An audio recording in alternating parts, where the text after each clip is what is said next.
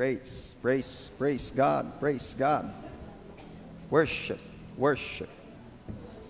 Praise, praise, praise, praise, praise, praise. Praise God, praise God. Buhay ka, buhay. Praise, praise. Worship, worship. Praise God. Ayan, palakpakan po natin si Jesus. Yun po the best na palakpak para kay Jesus. Okay. Good morning. Magandang umaga po. Okay. Ang title po ng aking i-share sa inyo ngayong umaga ay 5 tinapay at 2 isda. Yan. So this will be part 1 po nitong ating series entitled, once again, 5 tinapay at 2 isda. Basahin po natin yung story. Makikita po natin sa John chapter 6, beginning verse 1 of the following verses. Pwede po bang tulungan niyo ako magbasa kasi dito po iikot yung ating pag-uusapan. Pagkatapos nito, tumawid si Jesus sa ibayo ng lawa ng Galilea na tinatawag ding lawa ng Tiberias. Sinundan siya ng napakaraming tao sapagkat nakita nila ang mga himalang ginawa niya sa pagpapagaling sa mga may sakit. Umakyat si Jesus sa bundok kasama ang kanyang mga alagad at naupo roon. Noon ay malapit na ang Paskwa ng mga Hudyo. Tumanaw si Jesus at nang makita niyang dumarating ang napakaraming tao, tinanong niya si Felipe, "Saan kaya tayo makakabili ng tinapay upang makakain ang mga taong ito?" Ayan. Alam niyo sa life group namin, tinatanong din namin lagi si Felipe kung saan kakain. At bumabalik sa amin ang tanong. Next verse.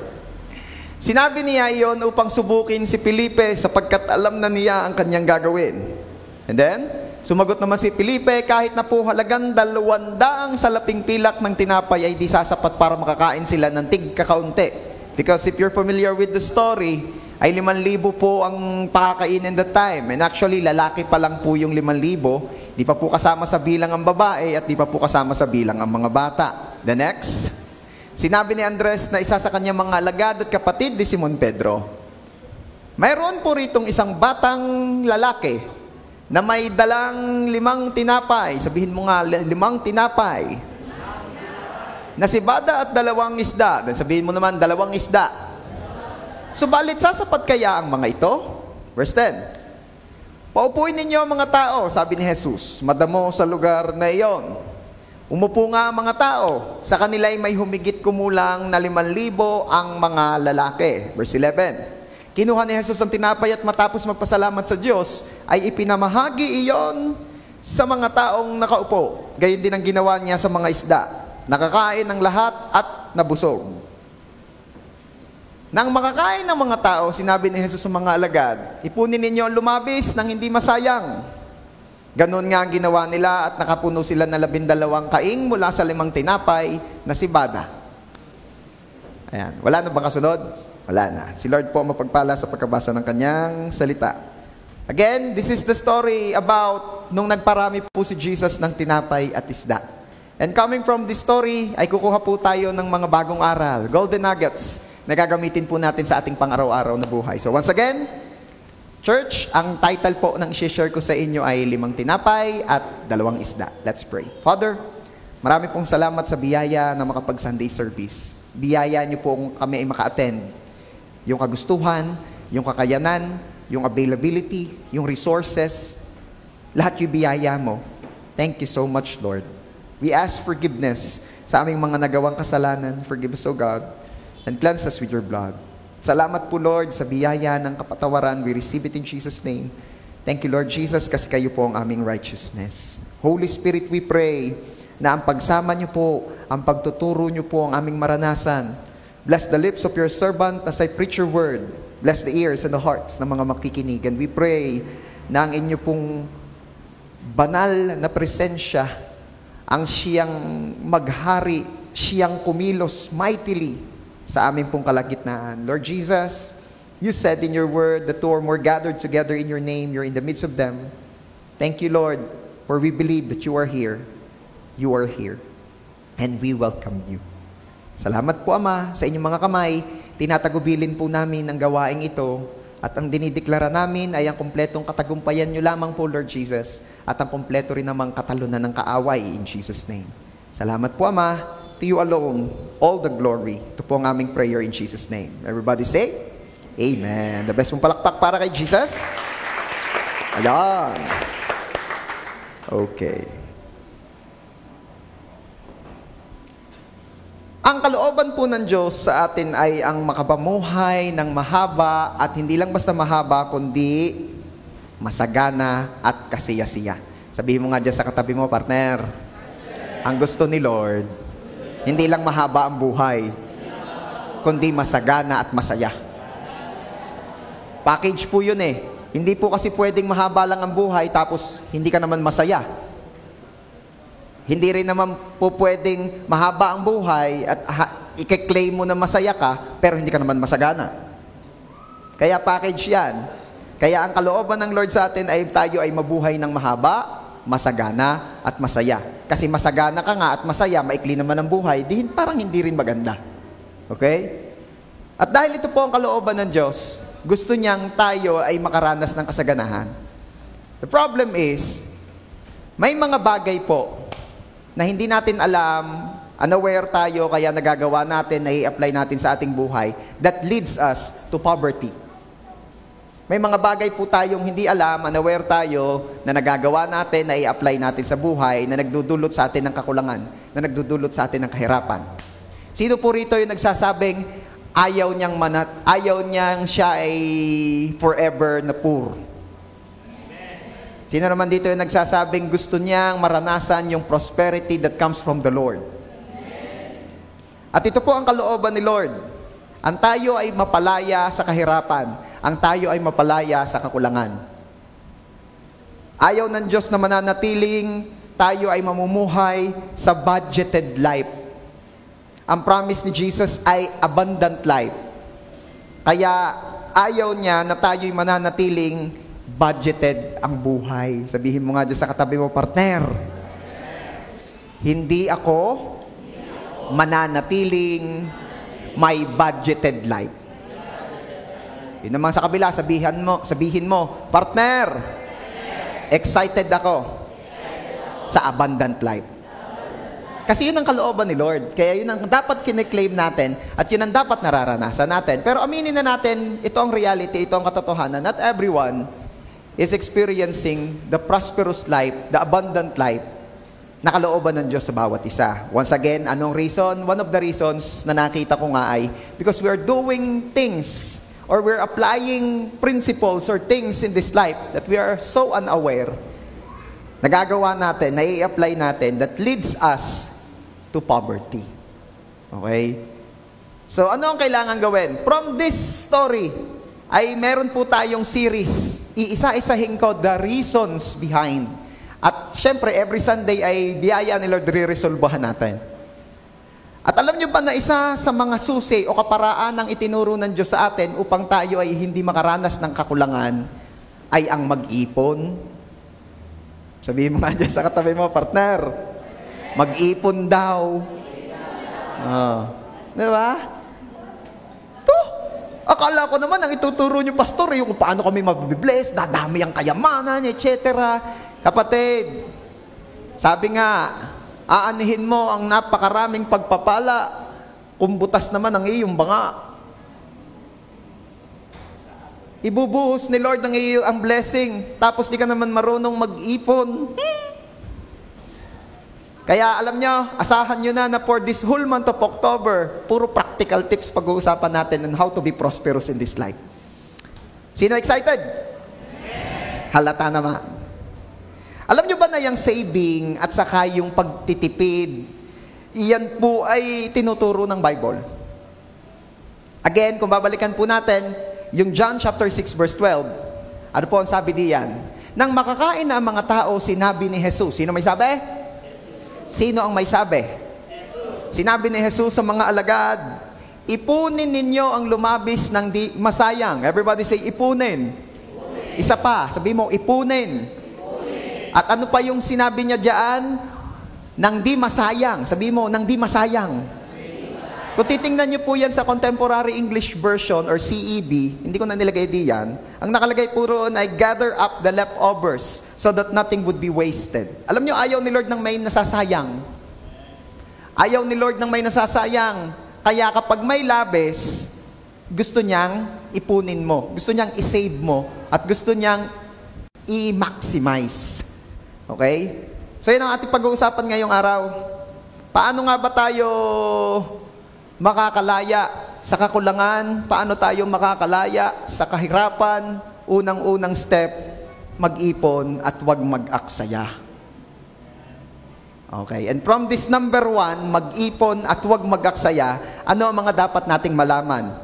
Again, number 1, sabi nga ni Jesus, ipunin ninyo ang lumabis nang di masayang. Sabihin nga nating lahat, ipunin ninyo ang lumabis nang di masayang. Okay. Again, in CEV version or in Contemporary English Version, sabi ni Jesus doon, nothing should be wasted. Alam nyo, ito yung galing mismo sa bibig ng Panginoon. Ano? Ayaw ng Diyos ng may nasasayang.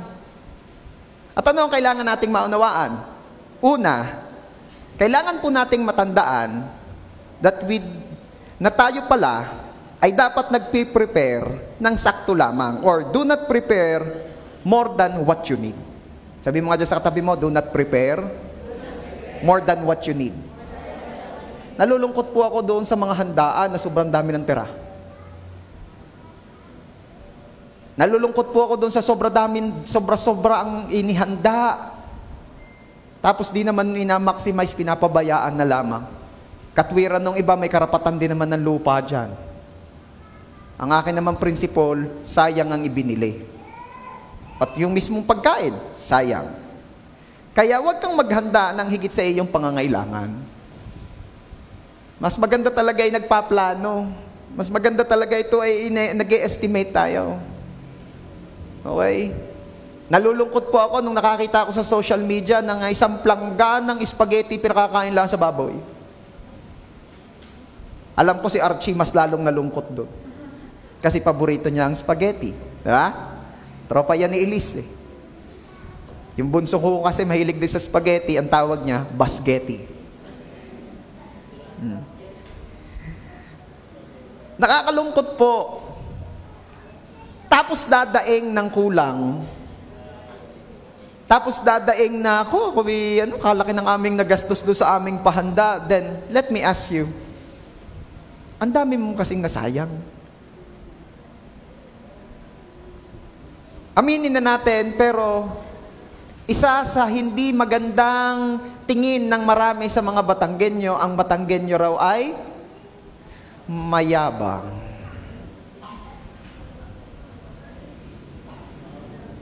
Siyempre, hindi ko yun tinatanggap.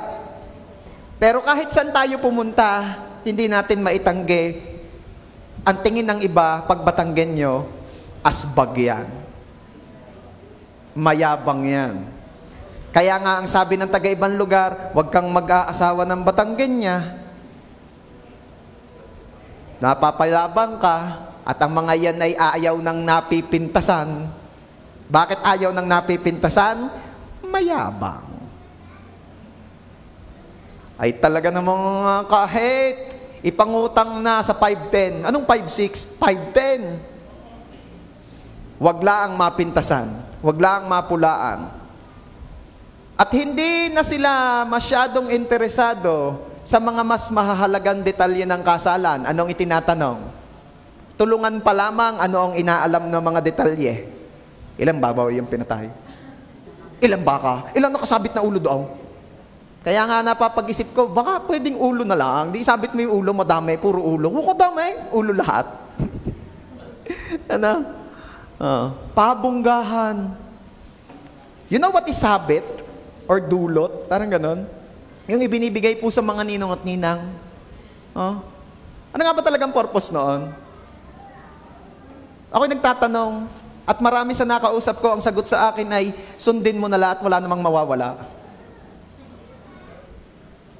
Sino dito yung meron kang tinatanong na mga pinaniniwalaan at nakagisnan, curious ka at gusto mo ng kasagutan, gusto mo ng kalinawan, at ang isasagot sa iyo'y sumunod ka na lang at wala namang mawawala. Alam nyo, ang daming nawawala. Number 1 na nawawala is yung freedom. Yung freedom to know and freedom not to exercise those things if it is not kapaki-pakinabang naman. What else? Imagine niyo ang daming nape-pressure na hindi na muna magpakasal at mag-settle for less, mag-live-in, etc. Why? Kasi nape-pressure dyan sa mga dulot-dulot at mga... ano ba tawag talaga doon? Yung iba sa habit, yung iba dulot. Yung sabog, yun yung ibinibigay nung ninong-ninang, Iba pa yung boom. Yung My Tommy, Vulcan, boom. Napanood yun na yan? Wala lang, pampagood vibes lang. Anyway, sino hindi pa nakakaalam, isa-search nila yan. My Tommy, the Vulcan boom. Sabi naman ni Tommy, ha? What? The Vulcan boom. Yung pala, yun daw Vulcan Taal ay pumutok. Sabihin mo nga dyan sa katabi mo, boom. Gising na. Yung iba, mumuat-muat pa, hanggang kayo galing. Anyway, ang dami na pressure kaya hindi makapagpakasal. Ano nga ba talagang purpose noon? Enlighten me. Sa mga nasa live po, please, pwede kayong mag-comment kung alam nga ba ninyo kung ano man ang purpose noon. At isa sa mga narinig ko, na sinasabi nilang posibleng kadahilanan noon, syempre para daw magtanim ng generosity sa mga ninong at ninang at nang sa gayoy umani rin sila ng generosity sa mga ninong at ninang. Yung iba naman, ang sabi ay para i-pressure ang mga ninong at ninang. Isang kwartong baboy ang bigay. Alam nga namang bibigay ka ng 2,000 diyan. Di ba? Ito pressure. Nakakalungkot pa dito. Ewan ko pero may mga nakikita pa rin ako, yung kasalang Batanggenyo, ini-announce pa yung bigay. Ang Ninong Domeng, 15,000. Pressure yung kasunod. Ang sunod na Ninong Ralph. Nasundan ko si Don Domeng. Diba? Alala ko nung eleksyonan ng pagka-mayor. Talagang laging nagme-mayor yung kandidato ng pagka-mayor sa Rosario. Laging nagnininong, ay talagang pressure ng kasunod. Kay upcoming mayor, 25,000! Ini-announce pang gayaw. Nasunod na ninong ordinaryo lamang. Ordinaryong mamamayan. Huwag mo nang sabihin. Hindi, kailangan i-announce lahat. Nakakalungkot. Anong punto ko rito? Hindi naman kailangan laging marami kung hindi naman kaya. Do not prepare more than what you need. Kasi lahat ng lalabis diyan ay malaki ang tsansang masayang. Kaya hindi ako masyadong pabor doon sa mga ganun. Hindi ako pabor talaga actually. Doon sa mga ini-announce na gayon. Kaya pag may magtatanong, Pastor, sa kasalan ka po ng born again, sa kasalan ka po ng Christian, may mga gayong gahaw, nasa sa inyo kung gusto ninyo. Pero kung ako'y tatanungin ninyo, mas okay lang naman kahit wala. What else? Ano pa ang kailangan nating maalala? Do not get more than what you need. Isang susi pa para makatipid, isang susi pa para walang masayang, ay huwag kang kumuha ng higit pa sa kailangan mo. Ito pong prinsipyong ito ay laging naririnig ng aking life group. Kasi ito yung mga life hacks ko Lumaki po kami sa pamilyang hindi pwedeng mag-aksaya ng pagkain. As in kahit sa kahuli-hulihang mumo, kainin mo.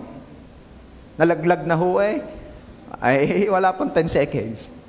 Hindi, pero kung madumi naman na talaga, hindi i-insist kainin. Pero we grew up in a family like that. Naturuan kami na wag mag-aksaya. Kaya ito po yung lagi ko sineshare sa life group ko. At alam po nila na ako'y nagagalit pag sila'y kukuha ng daming-dami, tapos naghilira sa plato pagkatapos. Kung gusto ninyong magwasang si pastor. De, joke lang, hindi naman ako nagwawasang, hindi naman ako talagang beast mode. Hindi naman. Talaga lang ako hindi komportable sa gayon. Meron ako na-encounter, kaya iniwan sa plato, kasi hindi daw siya nakain noon. Ang tanong ko, bakit mo kinuha? Bakit alam ni pastor yun? Ako ata ang pinatatamaan ni pastor eh. Malay ko, nakasabay na kitang kumain. Mga kapatid, di para sa ating lahat ha, kung di mo kakainin, huwag mo kukunin. Sabi mo nga dyan sa katabi mo, partner. Sa handaan. Kung di mo kakainin, huwag mo kukunin. Kumuha ng kumuha, tapos iiwan doon sa plato, iiwan doon sa lamesa. Nakakadurog ng puso yun doon sa nagpapahanda.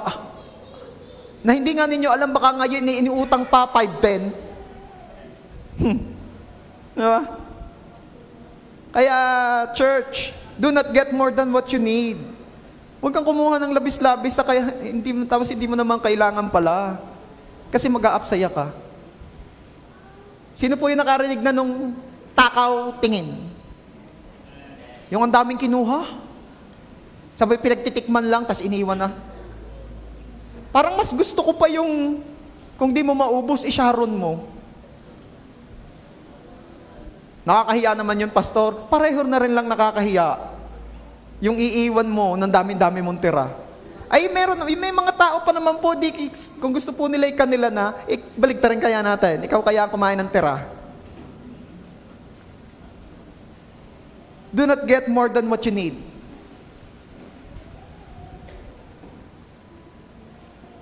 At napakaganda rin na matuto rin tayong huwag mag-aksaya ng mga resources ng may resources. Anong ibig sabihin? Hindi porket humingi ka ng tissue, binigay sa iyo isang balot, ubusin mo. Sino po rito yung mahilig kumain sa fast food? Halata naman. Nagre-reklamo pag binigyan sa Jollibee ng isang tissue. Kasi naman pag binigay sa iyo yung madami, inuubos mo naman. May wisdom din sila doon, kaya isa na lang ang binibigay sa iyo. Yung iba'y kung humingi pa, pahingi nga ng tissue, 1 kilo. Pahingi nga ng kalamansi, 1 kilo.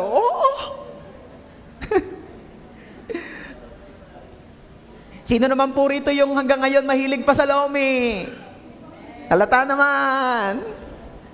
Okay. Paano kayo magtimpla ng toyo? Ha? 1 mangkok na toyo? Tapos 2 kutsara lang gagamitin? Huwag naman ganun.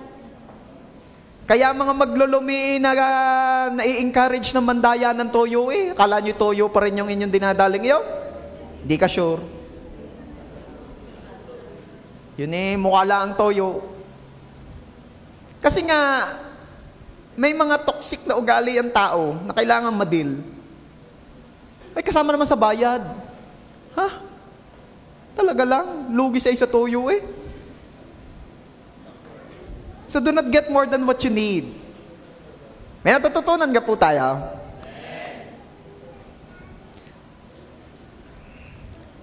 What else?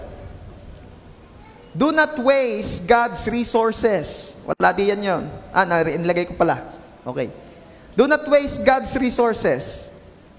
Ano ba yung mga resources ni Lord? The natural resources. Alam niyo ba na isa sa mga dahilan ng kahirapan ay dahil sa mga tumataas na bayarin? Mostly yung mga basic commodities in life. Pastor, wala namang connection sa aking savings, yung mga natural resources. Who told you? Sa bawat naaksayang tubig ay equivalent sa posible at tunay naman ngang pagtaas ng presyo ng bayarin sa tubig. Sa bawat naaksayang kuryente, ay ibig sabihin nun ay magdudulot ng mas mataas na demand, at alam niyo naman ang rules ng economy. Pagtaas ng demand, ay hindi naman pagtaas ng supply, yun ay pagtaas ng value, ng price. Kaya let's conserve energy, let's conserve water, let's conserve. Do not waste God's resources. Marami po ang nagsasabi that time will come na yung mga sobrang nai-enjoy natin for free ay hindi na magiging libre. At yung mga nauna sa atin, naranasan nila at nakikita nila at nawi-witness nila ngayon na yung dati-rating mga nai-enjoy nila for free, ngayon may bayad na. Tama? Oh. Kaya time will come na ultimong yung mga inabot natin ngayon na hanggang ngayon ay free pa, time will come, hindi na siya libre. How I pray na wag na nating abutin ang mga bagay na yon. But it will eventually happen. Bakit? Kasi nga, pag ang tao ay hindi naturuan not to waste God's resources, it will end up sa scarcity, sa kakulangan. What else? Mga Kristiyano, maganda that we are encouraging ourselves, our family, our loved ones, not to use non-biodegradable things. Mas maganda yan. Huwag na gumamit hanggat maaari, magdala ka ng eco bag pag ikay mamimili. Huwag laging hanap ay plastic. Dami-dami na nga plastic sa paligid. Oh, ang ibig sabihin plastic? Nagkalat na ang plastic. Huwag ka tumingin sa katabi mo.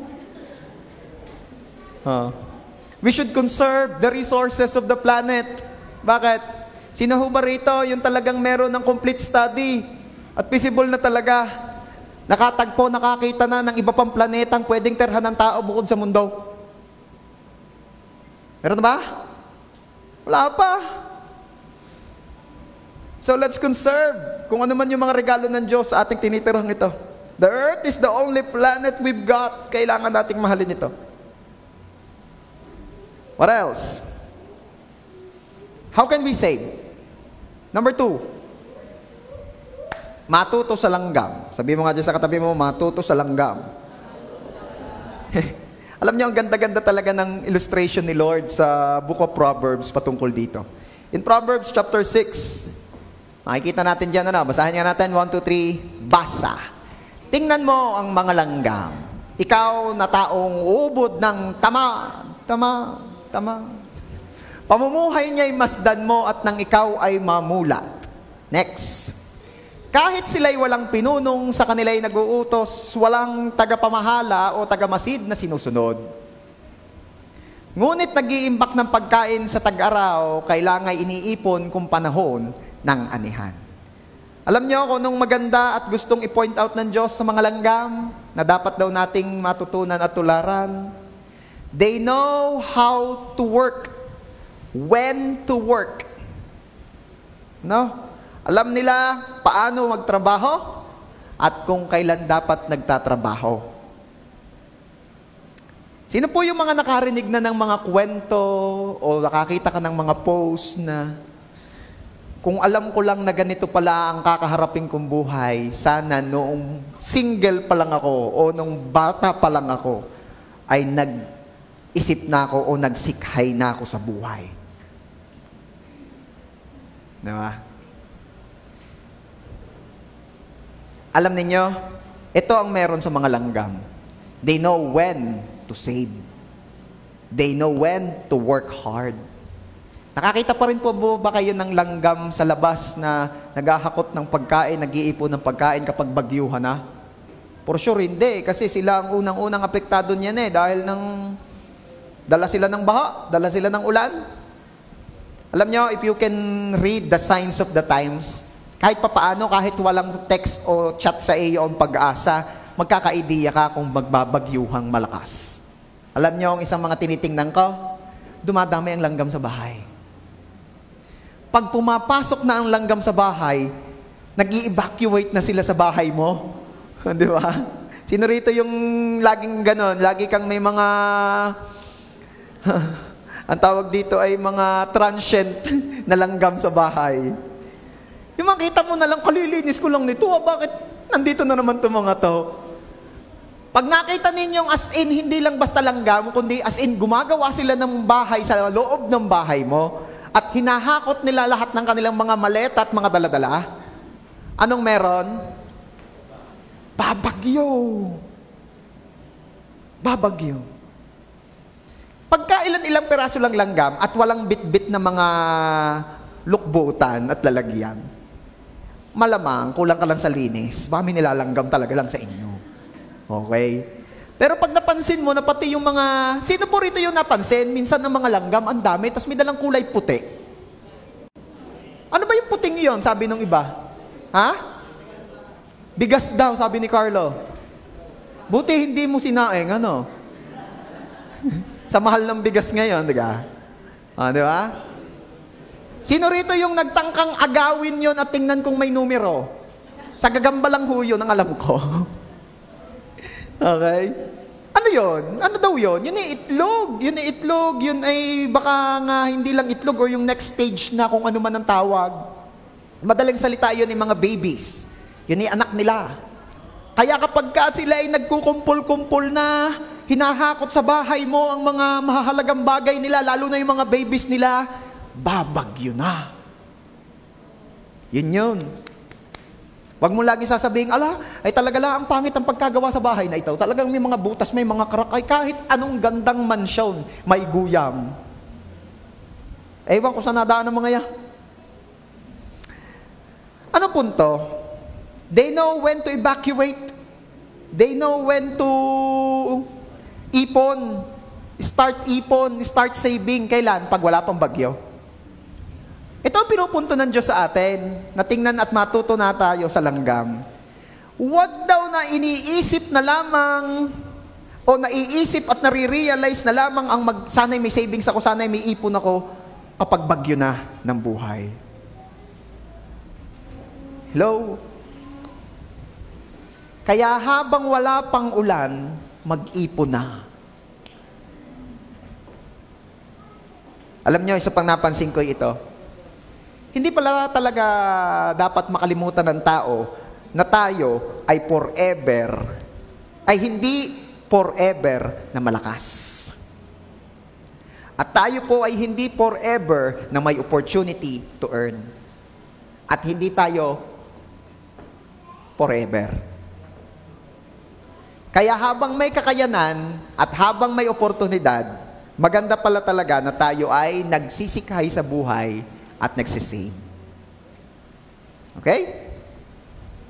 Alam niyo po, isa pang napansin ko, and gusto kong i-share sa inyo, ang mga Ilocano ay hindi kuripot. Sabi mo nga dyan sa katabi mo, partner, ang mga Ilocano ay hindi talaga kuripot. Kung ang Batanggenyo ay hindi naman talaga mayabang lahat, pero we are kilala and famous sa pagiging mayabang. Gayon din naman ho mga Ilocano, sila'y kilala sa pagiging kuripot, makunat. Pero ang totoo, sila po ay isa sa mga kilala at sikat talaga sa pagiging matipid. Sabi mo nga, matipid pala naman. Sila po ay kilala sa kanilang wisdom, sa pag-iingat ng kayamanan. Marunong po kasi silang mag-conserve. Marunong silang magtipid. And you know why? Ako po ay nag-run ng research tungkol dito. Bakit sila ay kilala bilang isa sa matitipid na tao sa Pilipinas? Kasi po, lalo na daw nung mga unang panahon, it is so hard for them na mag-earn ng money. Kasi yung kanila pong lokasyon. Ang layo nila sa kabayanan. Ang layo nila sa kabisera. Kaya ano ba mga produkto nila? At kung ano man yung produkto nila, mostly ay gulay, agricultural products, bago makarating sa kabisera, which is Maynila, bago makadating doon ay ano na, luma na, lanta na ang pichay. Ano? Ang repolyo, nakailang talop na. Nung hinarbis gayang kalakay, nung dumating ng Maynila, garni na lang. Ayaw nang bilhin ng Batanggenyo, mapait daw. Anong punto? Dahil sa mga naranasan nilang iyon, sila'y natuto. Napahalagahan ang bawat sentimong kanilang kinikita. At meron pa akong isang article na nabasa, basta daw pala para sa ikabubuhay sa pagkain, basic, mga basic necessities in life, mapagbigay daw ang mga yan. Pero basta daw makita nila, malaman nila na yung hinihingi mo ay para sa kapritsyohan din lamang, hindi sila para magbigay.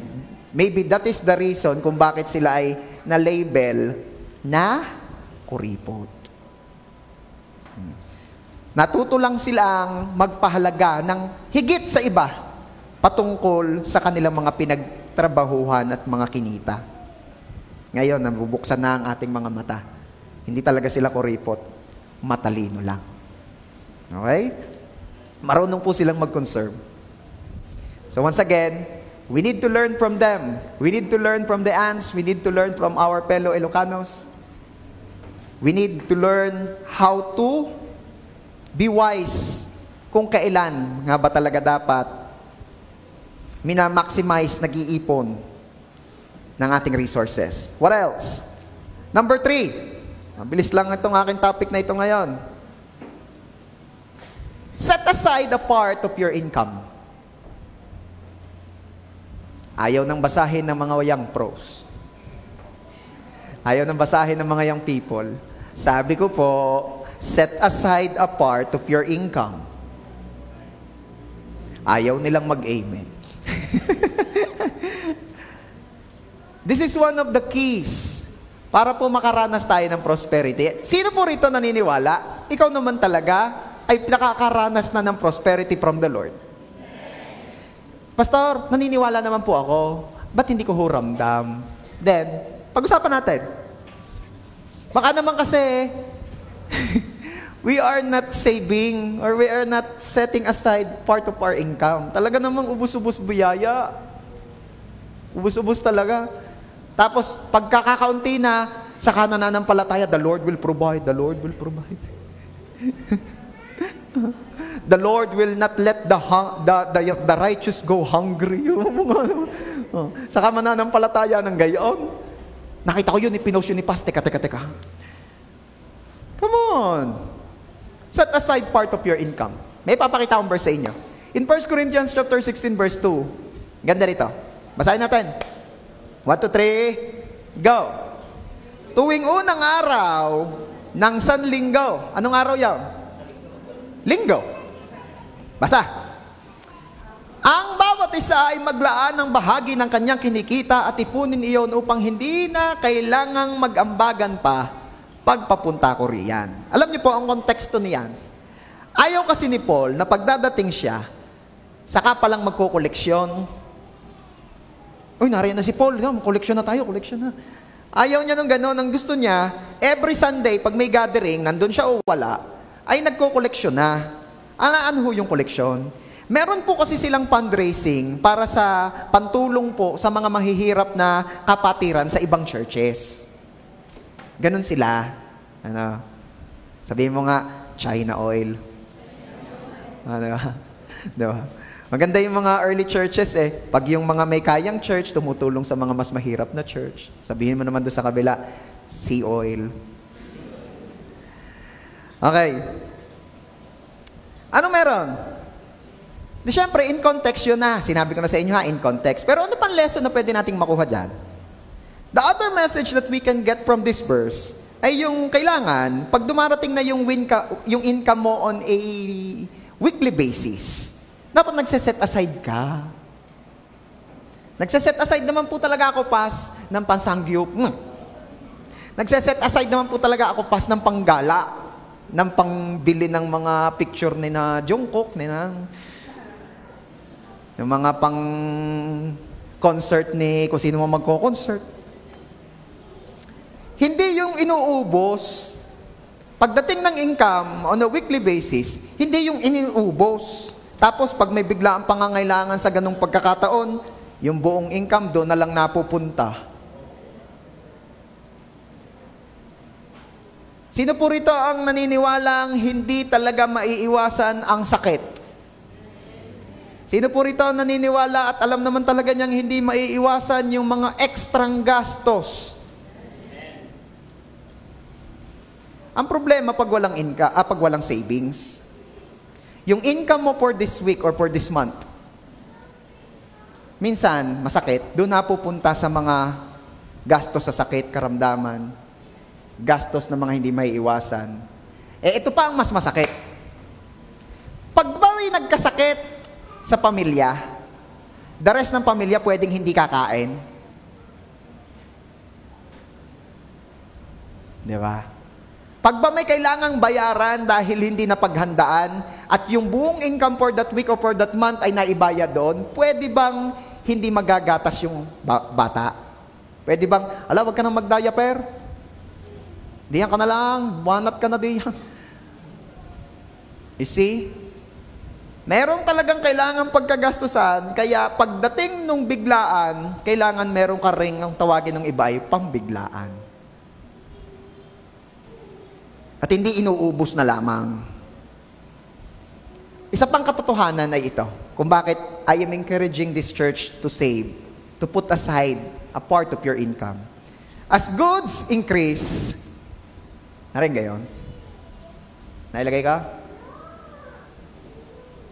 As goods increase, so do those who consume them. Anong ibig sabihin? Pag dumadami ang blessing, napansin nyo, dumadami ang gastos? Napansin nyo? At dumadami ang nakaasa sa iyo.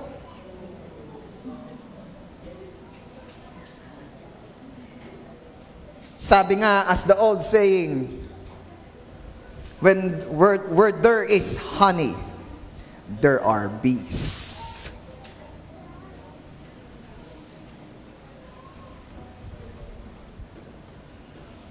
Alam niyo kung ba't kailangan natin mag-save, church? Kasi, ang resources can be easily consumed. Wala pong ibang destiny ang pera, kundi ang magastos. Wala siyang ibang future. Wala siyang ibang destiny.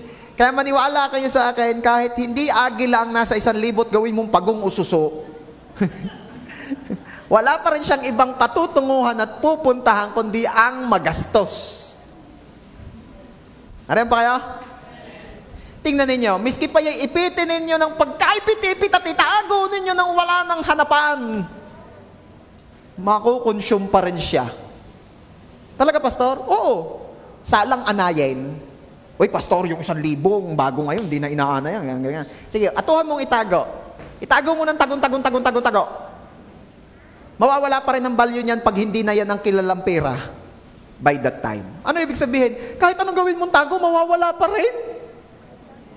Makukonsume pa rin siya. That's why we need to be wise. We need to save. Ano ba? Alam nyo ba? Habang dumadami ang kabuhayan, dumadami ang kumakain, dumadami ang gastos. Magtataka ka sa mga kilala mong mayayaman. Bakit di pa rin natigil? Kayaman na. Anong sasagot sa iyo? Pagdami ng pera, pagdami ng gastos. So long, tigil. Diba? Talaga, pastor, ganyan ang sinasabi ng mayayaman. Makipag-usap ka sa mayayaman para malaman mo paano sila yumaman at para malaman mo kung gugustuhin mo pa talagang yumaman ng kagaya nila. Okay. Basahin niyo yung verse, ang ganda. Baka sabihin naman ninyo, puro kwento eh. Ecclesiastes chapter 5, verse 11. 1, 2, 3, basa! The more you have, the more everyone expects from you. Your money won't do you any good. Others will just spend it for you. Ganda, no? Eye-opener ho yan. Sa pagdami raw ng meron ka, sa pagdami rin na nag-maasa sa'yo. Aminin na natin, yun ang nangyayari. Minsan sasabihin nung mas nakakaluwag sa isang bahay o sa isang pamilya, ba't laging ako? Ba't laging ako? Sabi nga nung ating kinakataon na nakaraan, no, laging ikaw. Diba? Ba't laging ako? Anong sagot ng mga nasa paligid? Ikaw ang nakakaluwag. Ikaw ang nakakaluwag eh. Ikaw ang meron. Kaya matutong magsubi, matutong mag-save. Meron ako nakita Yan daw isang single. Taas nga kami ng mga single. Hindi porket may girlfriend o boyfriend na hindi ka na single ha. Tinataas ni JC ang kamay ng kanyang lola. Tama! Single. Naalala ko nung mentoring ng mga life group leaders Sino ba nagtanong? Si Archie. Anong tanong mo? Sino pag ang mga dalaga doon sa church? Ang katapat si Sister Lowe's. Sabi ko nagtanong ka pa, di katapat mo na. Sabi ni Archie, ayun nga pala po, dalaga nga pala. Tama, JC, hindi ka nagkasala. Tinaas mo ang kamay ng lola mo dahil siya'y single. Gusto kita.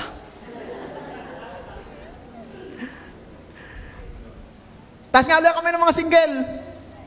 Ayan. Babae na. Halata naman. Okay. Taas naman po ang kamay ng mga single na nagtatrabaho. Yan. Baba na. Bakit ko kayo pinataas?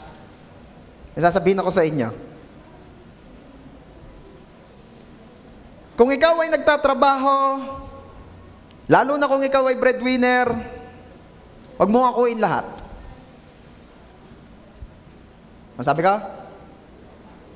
Huwag mong aakuin lahat ng gastos sa bahay.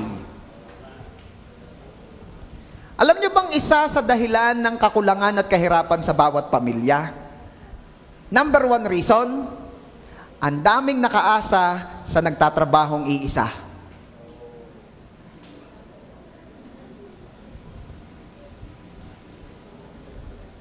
Kaya daw kung gusto ng Pilipinong pamilyang makaraos sa kahirapan, hindi lang dapat isa ang nagtatrabaho.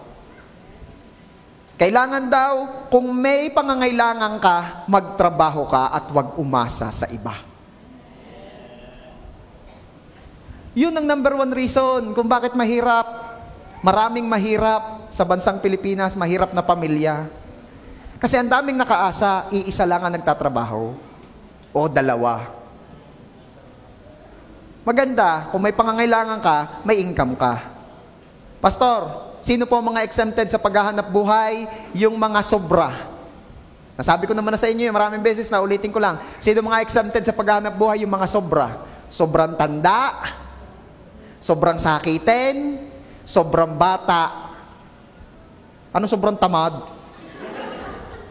Huwag na daw pakainin nga yung tamad, sabi ng Bible. Yung mas matindi pang version, patayin ang tamad. Pastor, ka-harsh naman. Huwag daw pakainin yan. Anong mangyayari doon? Diet lang. Diba? Sila po yung mga exempted sa pagtatrabaho. Yung mga sobra. Sobrang bata, sobrang tanda, sobrang sakitin. Yung mga sobra lang na gayon. Yung sobrang tamad, hindi ko alam. Hindi kasama yon.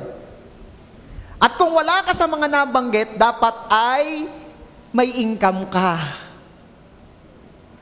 Dapat ay may contribution ka.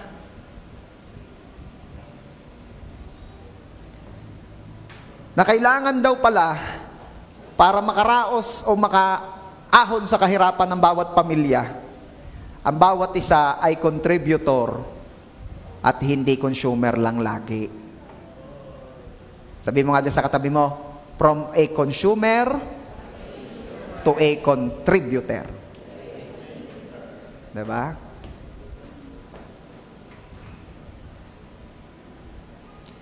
Kaya wag mo nga akuin lahat. Dahil dadating ka sa puntong mapapagod ka sa responsibilidad. Lalo na pag lahat ng pagsasalba, bayad utang, gastos ng pamangkin, kailangan ng kapatid, ng magulang ay ikaw. At pag di ka nagbigay, madamot ka. Kasi pag may pera ka naman, uubusin nila. Ngayon, baka nagtatanong ka, Pastor, ano po ang pwede kong gawin? Pagod na po ako. Gusto mo ng kapahingahan?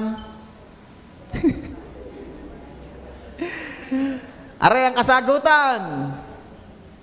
Baka kasi meron ditong mga gayon na nararanasan mo. Yung hindi ka na makalaya-laya sa pinansyal. Hindi ka na maka-breakthrough. Katutubos mo pa lang ng ATM mo sangla na uli. Ba't hindi ka maka-breakthrough? Hindi ka naman magastos. Hindi ka naman maluho. Ba't hindi ka maka-breakthrough? Pagmasdan mo ang paligid mo, baka hindi ka nga magastos. Ang pamilya mo? Baka hindi ka naman maluho. Ang pamilya mo?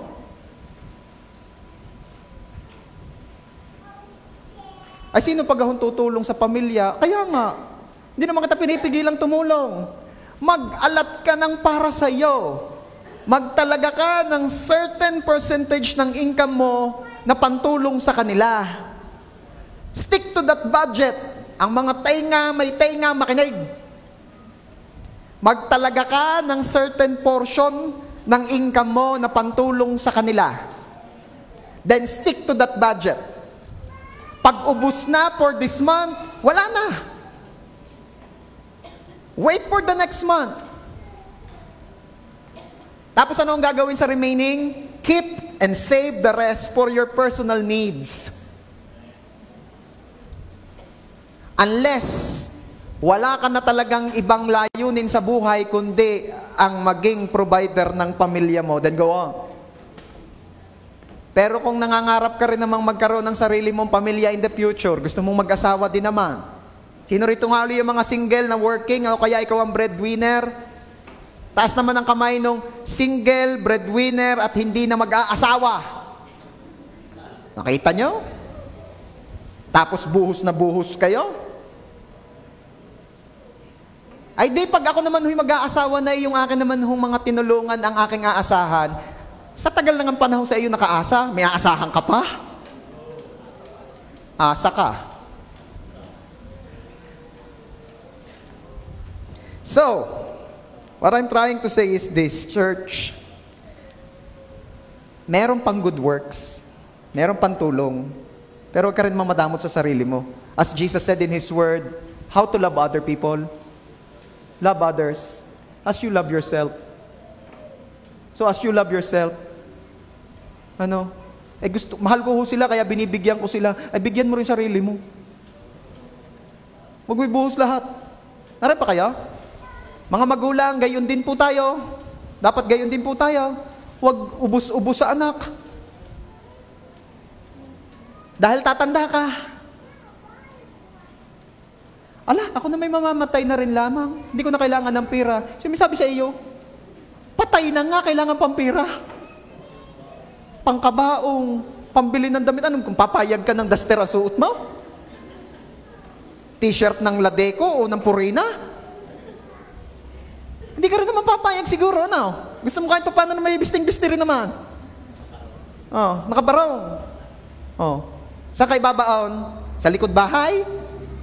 Hindi ka rin naman papayag. Ano? At ang padramang bukid pa nung iba, ala, di ko nga naibalot nyo na lang ako sa banig.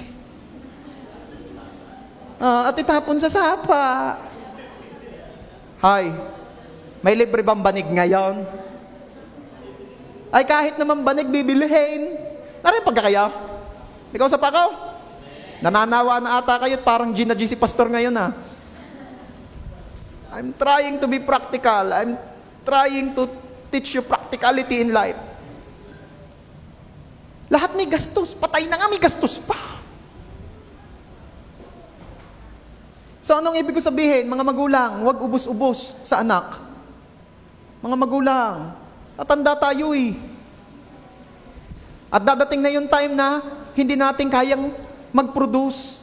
Ala, sadyang ako pinakamagaling akong engineer sa kumpanya namin. Kahit ako 73 na, 83, 93, hindi ako basta mawawala sa aming company. Who told you? Dadating ang time na may darating na mas bata, mas malakas, mas magaling, mas maraming alam, mas high-tech. No one is indispensable, church. Kaya habang kaya pa, matutong mag-ipon, matutong mag-save ng para sa sarili, wag buhos-buhos lahat sa anak. Yan ang sakit ng mga magulang dahil sa sobrang pagmamahal natin sa ating mga anak. Tama ba? Minsan nga, Hindi na P-A-R-E-N-T-S ang spelling ng parents. Ano na minsan o madalas ang spelling ng parents? It's P-A-Y-R-E-N-T-S. Parents. For they are the ones paying the rents of their babies that are 32 to 35 to 40 years old of age. Parents. Church, please. Ayokong dumating kayo doon. Ayokong may darating tayo doon sa puntong hirap na hirap at walang-wala. Samantalang noon na may namamayagpag at may kita naman. Paano ka magiging mabuting patotoo? Sumama ka sa akin sa church. At ikaw ay pasasaganahin ni Lord. Gayon nga ho, tatay. Ay, kung hindi ko sasama sa inyo, hindi nga kayo makaka-attend. Wala kang pamasahe. Ay, nung aking panahon, nung aking araw, ako hindi ganito. Please lang, tama na yung lagi na lang nakatingin sa kahapon. Iba yung ngayon.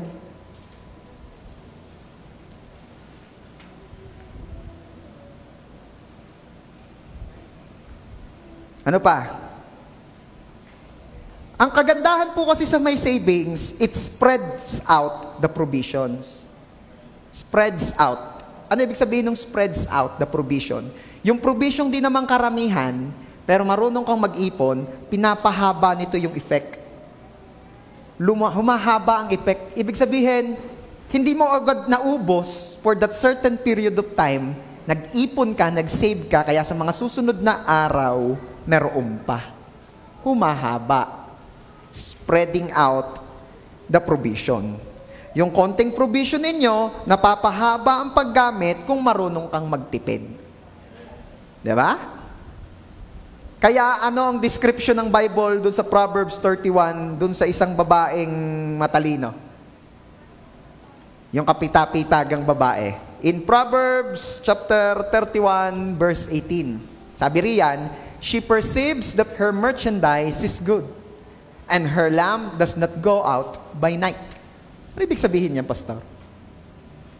Nalalaman niya na kung ano man ang meron siya, ito'y mabuti. Hindi kailangang aksayahin. Hindi kailangang ubusin agad. Ito'y mahalaga. Ito'y mabuti. So ano ang kailangan niyang gawin?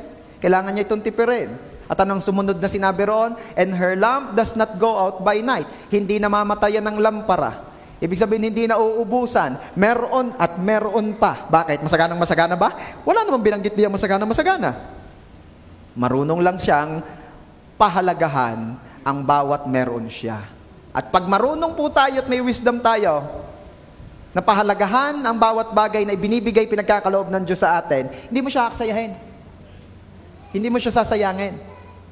Mga kabataan, ang prayer ko, dumating tayo doon sa point na kahit nag-aaral ka, umiisip ka rin naman ng kung ano yung pwede mong i-contribute, not to your family, to yourself. Yung mga tipong sa halip na 1,000 pesos ang iyong allowance every week ay 500 na lang ang ibibigay sa iyo because you can earn the other 500. As early as now, maganda. Natututo ka ng ganyan. Hindi ka sobrang asang-asa. Are you there? Girls, pag anong liligaw sa iyo, nakaasa pa sa pamilya, huwag mo muna sagutin. Baka kasi dumating dun sa point na pag mag-asawa na kayo at asa pa rin siya.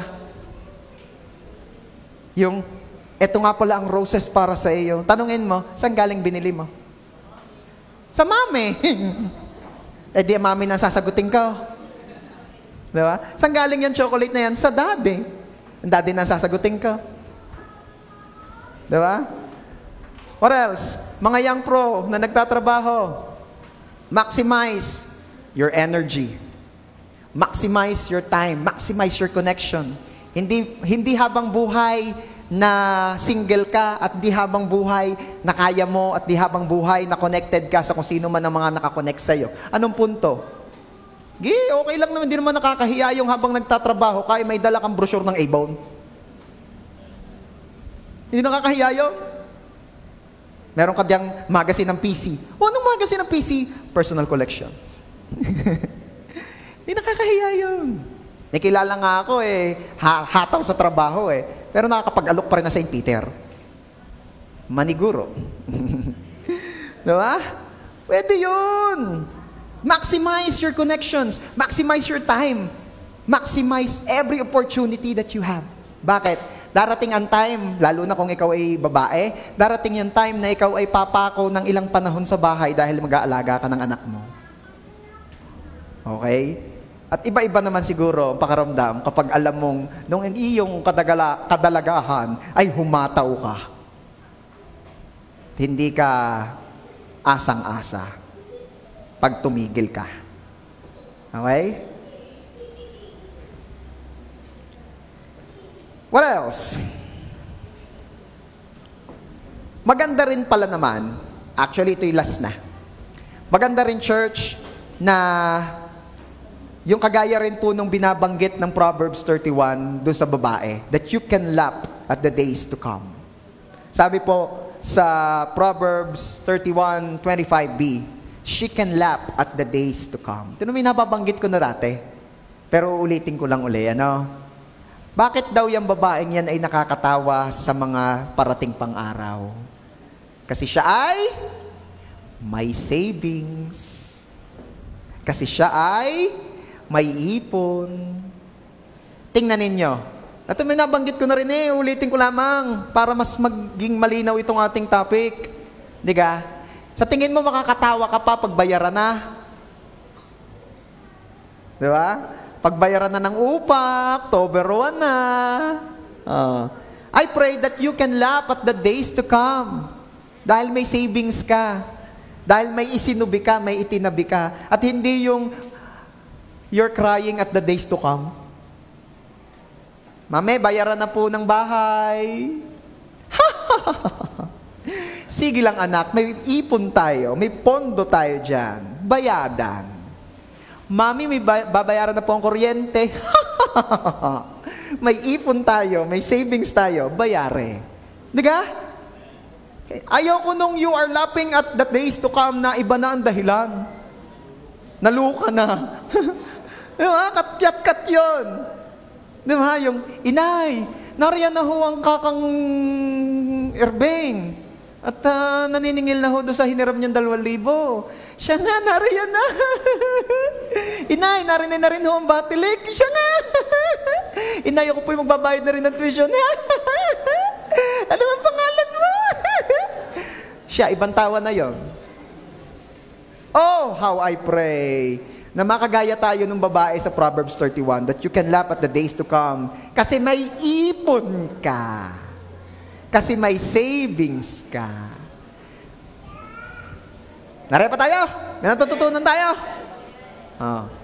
Huwag niyo akalaing magbebenta ako ng insurance o savings o piggy bank. Wala. Gusto ko lang kayo makaipon. Gusto ko ma-maximize ninyo ang blessing na meron. Dahil given na at talagang nangyayari na that the Lord is prospering us.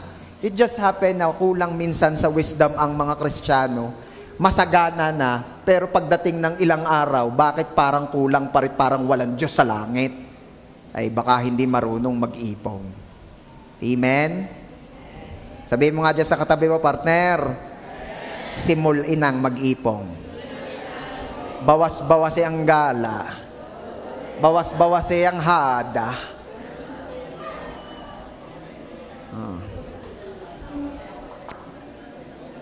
Natututunan kayo? I tried to make this teaching as practical as possible. Yung tipong lulunukin mo na lang, ikukonsume mo na lang. Okay. Last na.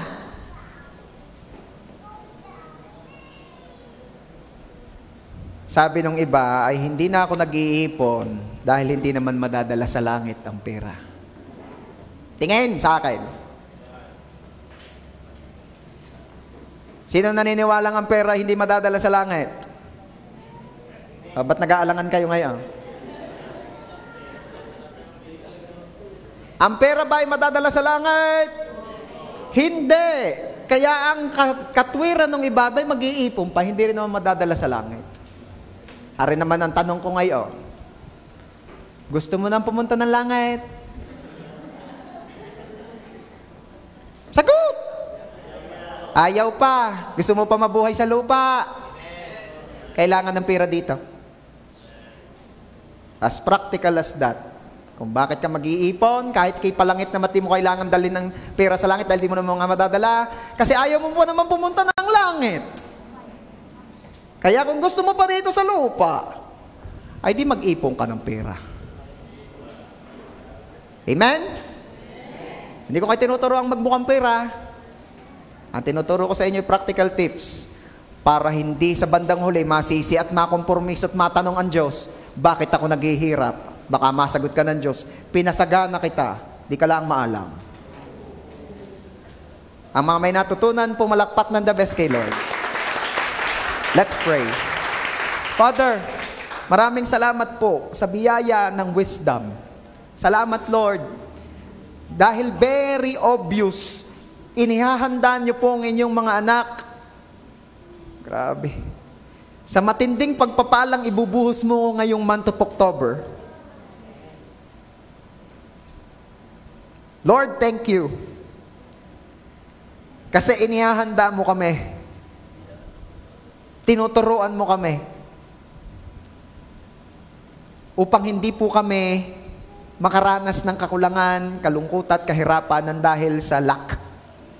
Oh Lord, we pray, always remind us that saving money, yung pag-iipon, ay katalinuhan.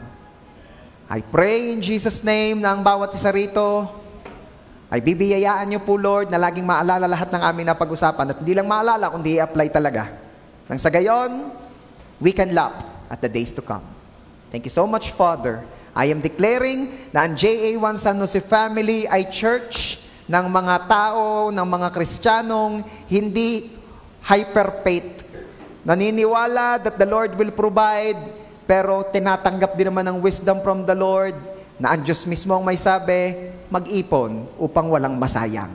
Salamat po, Ama. To you alone, all the glory and honor. Ito po ang aming prayer in Jesus' name. Everybody shout and say, Amen. God bless you.